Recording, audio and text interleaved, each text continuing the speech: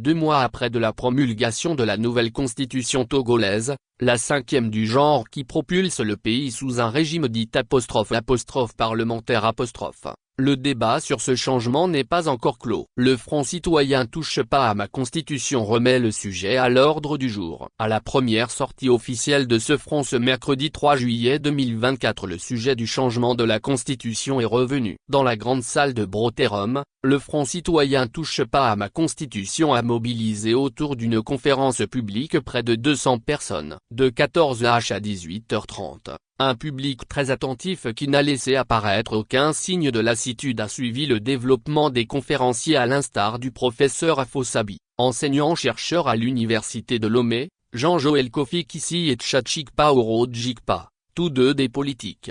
Il s'agissait pour les organisateurs à travers ce débat de montrer au public les conséquences de ce changement de constitution sur la vie des Togolais. Ces conséquences sont nombreuses. Mais Nathanaël Olympio, le porte-parole du Front citoyen touche pas à ma constitution en cite quelques-unes. Selon lui, l'une des conséquences de ce changement est que les Togolais ne vont plus élire un nouveau président de la République. Deuxième chose, c'est que celui qui dirige le pays n'est plus un élu. Il suffit que quelques amis d'un parti politique décident, choisissent une personne et c'est cette personne qui dirige tous les Togolais. C'est pour ça que nous disons que la constitution qu'ils ont votée c'est une constitution illégale et nous ne pouvons pas accepter d'être dirigés par une constitution illégale, a-t-il déclaré. Pour touche pas à la constitution, les principes démocratiques, d'état de droit et des droits de l'homme exigent que toute nouvelle constitution, s'il y a besoin, tire sa légitimité du peuple par un référendum constitutionnel. Cela ne relève nullement pas des prérogatives d'une Assemblée nationale, on ne passe pas d'une république à une autre par un vote de l'Assemblée nationale. Les députés votent les lois secondaires et peuvent procéder aux révisions constitutionnelles à la limite,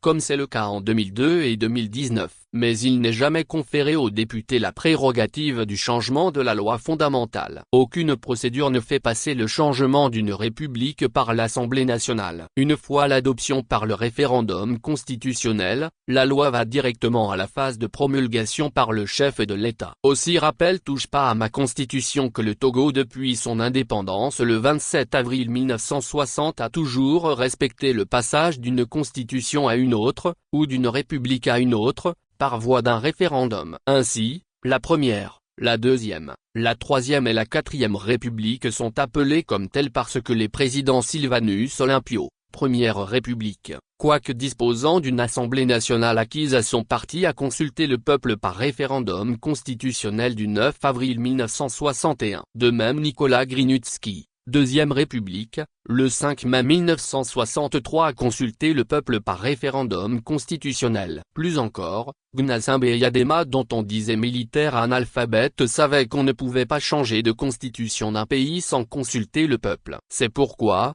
à 2 reprises, le 30 décembre 1979 et le 27 septembre 1992, le passage à la 3e et 4e République, l'ont été par référendum constitutionnel. Au regard de ce qui précède, pour touche pas à ma constitution, juridiquement, légitimement et démocratiquement, la République en vigueur au Togo est la 4e République. Les populations togolaises et la communauté internationale ont été témoins qu'il n'y a pas eu de référendum constitutionnel en 2024, et celui en vigueur reste le référendum du 27 septembre 1992. C'est pourquoi, Nathanaël Olympio appelle le peuple togolais à la résistance. Tous les Togolais doivent résister contre ce qu'on veut nous imposer et la résistance c'est simplement que chaque Togolais comprenne qu'il ne faut plus s'inscrire dans ce qu'on veut nous imposer, insiste-t-il. Notons que le Front citoyen touche pas à ma constitution est né à la suite de la menace qui planait sur le contrat authentique du 27 septembre 1992. Creuset national, le Front touche pas à ma constitution se veut un rassemblement de tous les citoyens qui sont contre l'escroquerie qui tente d'imposer une monarchie aux Togolais.